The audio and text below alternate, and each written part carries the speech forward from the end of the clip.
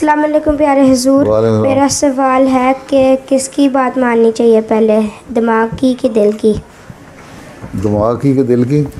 मुझे बताओ कि तुम्हारे दिमाग में क्या बात आती है और दिल में क्या आती है? मेरा दिमाग कहता है कि मैं एक चीज़ बनूं और मेरा दिल कहता है कि मैं एक चीज़ बनूं। किस तरह कहता है दिल?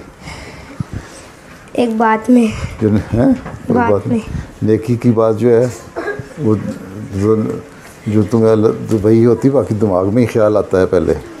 ठीक है, ये दिमाग की बात मानना, दिल की बात मानना, ये फ़लसफ़े तुम्हें नहीं उसकी समझ आ सकती, अभी तुम छोटे हो। ठीक है, ठीक है। ये अल्लाह ताला वही उतारता है, दिल में उतारता है, किस तरह बताता है वो और चीज़ है। दिल का बात मुराद है कि दिमाग में कोई तुम्हारा ख्याल आता है ना, तो दिल तुम्हारा क्या कहता है, तुम्हारा ज़मीर क्या कहता है, तुम्हारा दिल क्या कहता है कि अच्छा ही काम है या बुरा काम है।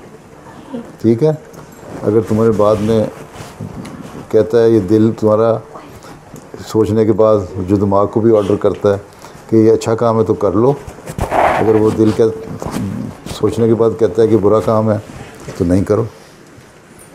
ठीक है, ना दिल की बात माननी है ना दिमाग की बात माननी है, तुमने अच्छे और बुरे को देखना है।